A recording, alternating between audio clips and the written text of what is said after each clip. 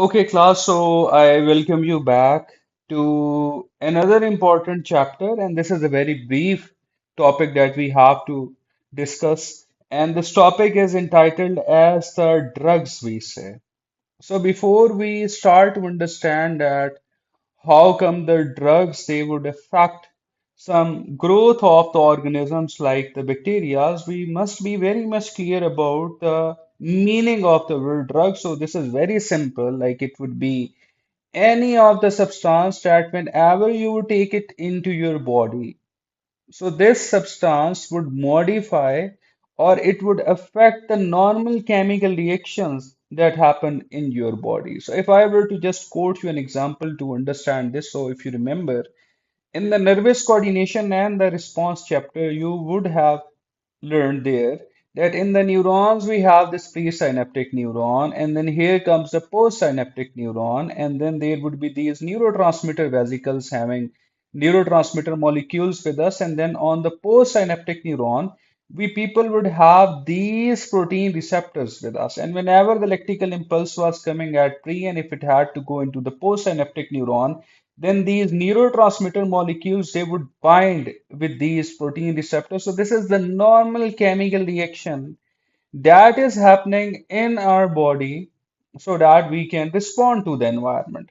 But at some point or the other, you people may have got into some surgery. So the doctor may have injected you with an anesthesia or the anesthetics drugs, and you see that this anesthetic drug, why we call this as a drug? Because this would be inhibiting this mechanism of the synapses, and by that, you would not feel any of the pain, no matter if the doctor is putting a cut on your skin or if he is putting some sutures on your skins, then you would feel no pain. So this is how the drugs, no matter in what form they are, so they would modify or they would affect the normal chemical reactions in your body. But for our course, the drug that we actually have to be understanding is this is the medicinal drug and this is the antibiotics with us. And this is something very common that whenever we are getting ill and we go to a doctor, so the doctor for sure would prescribe this antibiotic drug. And if you would take antibiotic or some other drug in your daily life, so the liver in your body, this would bring about its metabolism. So let us just now quickly try to understand what the antibiotics actually are. So you see that this is a prokaryotic cell that we have got with us, and this is the bacteria. So if I would not want this bacteria to function properly, or if I get interested to be killing it, then the drug that we take against them, so this is the antibiotics with us. And these antibiotics are the chemical substances. They would be made either by the fungus or by the bacteria. And when we would be taking them up into our body, so what these antibiotics they are going to do, that they can disrupt the structures of the bacteria or the functions of the bacteria, and by that the bacterial number would not increase in our body or their reproduction would be prevented, and by that our body would be saved from any of the harmful effect of the bacteria. Now, if you see that if I have to be killing this bacteria with antibiotic, then I must know that how come the structure of the bacteria looks like. So you see that in this bacteria, we have got their outer cell wall, then we have their cell membrane, and then at the same time, we also have got their circular DNA, and they would also have these ribosomes in them. So the antibiotics, they should be designed or they should be isolated from some other bacteria or the funguses in such a way that they must target any of the cellular component of the bacteria. And when the cellular component of the bacteria would be targeted, then as a result of that, the bacteria would be killed. And when this would be killed, so it would not be able to harm our body and we would be saved from the bacterial infection. Now, here comes a very frequently asking question in your exam that these antibiotics they never work against the viruses. The reason is that the viruses do not have the cell wall, they neither have the cell membrane in them, nor they have the ribosomes in them. So this means that the antibiotic cannot target any of the component of the viruses. So the antibiotic would only kill the bacteria, but not the viruses. And among the antibiotics, the antibiotic that we have to be understanding for our courses that this is the mode of action of a commonly existing antibiotic with us, and this is the penicillin. Now you see that the bacterial cell would only be living if its outer cell wall would remain intact. But if I would be creating some pores in the cell wall of the bacteria, then ultimately this bacteria would be killed. Now, what actually is happening is that you got ill and the doctor diagnosed that you have got some bacterial disease, so he would prescribe you the antibiotic. And when you would take it, then ultimately, when the penicillin would come to the bacteria, so what they would do that they would create the pores in the cell wall of the bacteria. And when the pores would be created in the cell walls of the bacteria, and as a result of that, the water would enter into them. And when the water would enter into them, so as a result of that, these bacteria they would burst. And when they would burst, then their reproduction in our body would be stopped and we would not be affected by this bacteria that was previously causing the disease in us. Now, moving onward, here is one of the commonly existing problem that we have caught with the use of the antibiotics, and this is entitled as the antibiotic resistance, we say. Now we know that whatsoever the living organism we will have in our environment, so this would always be in the survival mode and it would never allow any of the external factor to be killing it that much easily. So you see that since the bacteria is a living organism and when we were using the antibiotics against them to be killing it, but the bacteria would say that, hey, I am developing the resistance in me against the antibiotic that you are using against me, so I would not be killed. So we must know that how come the bacteria they would develop the antibiotic resistance in them. Now you see that this was a bacteria that I have in my body and I was using the penicillin antibiotic against them.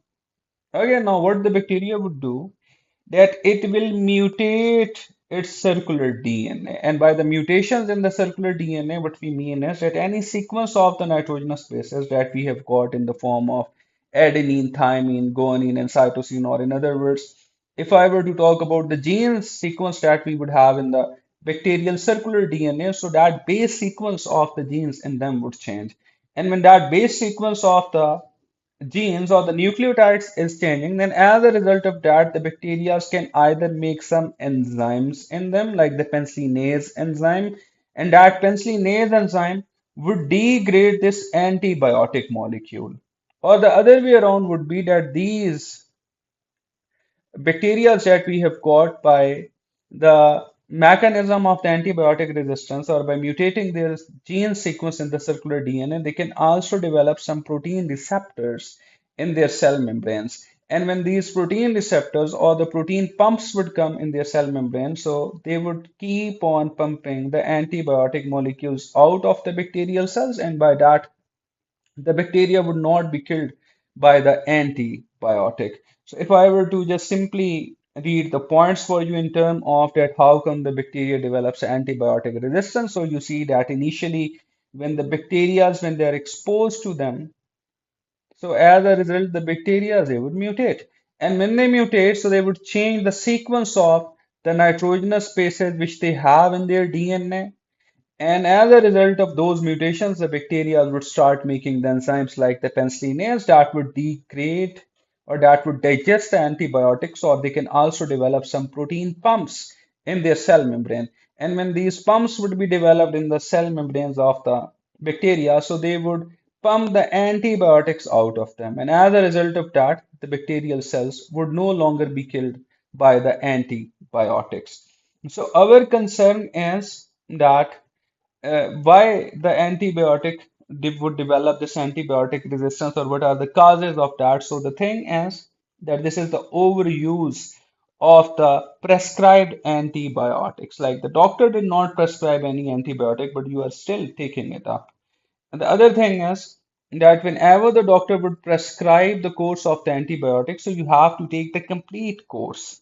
Okay? Usually the patients they fail to complete the prescribed antibiotic course, so ultimately the bacteria they would get a chance to mutate and develop the antibiotic resistance. The other situation is that we rear the livestock, and in the livestock to promote their growth or to be preventing them from the diseases, we use antibiotics in farming. Like excessive use of the antibiotic is done in these animals. So this means that whenever we would use some product out of the livestock, like their meat and the milks, it would have the residues of the antibiotics in it. And when we would take it or when we would consume it, so unintentionally our body that any of the bacteria it would have in itself, so they would have an exposure of the antibiotics, and the bacteria they would become antibiotic resistant. And here we have got one of the bacteria, and that is like the methicillin resistant Staphylococcus aureus.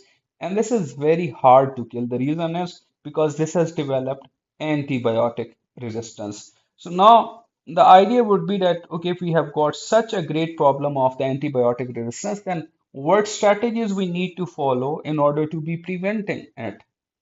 So what you have to do is that you must take antibiotic only when there is an absolute necessity for it.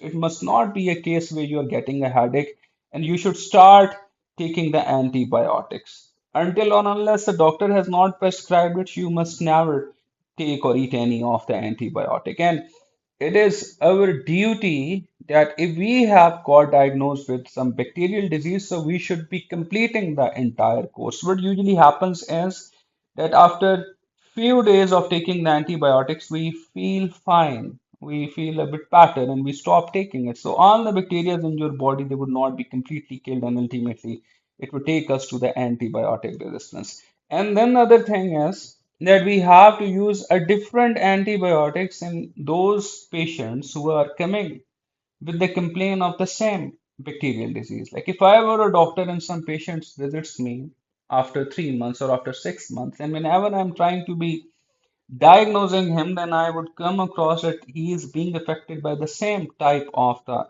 bacteria. So I must change the choice of the antibiotic. Like if he visited me for the first time, and if I prescribe penicillin, then if he is coming for the second time with the same bacterial disease, then I must not be prescribing the penicillin now, but rather than some other form of the antibiotic, like some other type, like the tetracycline or doxycycline or the stuff like that, so that the problem of the antibiotic resistance in that patient should be avoided.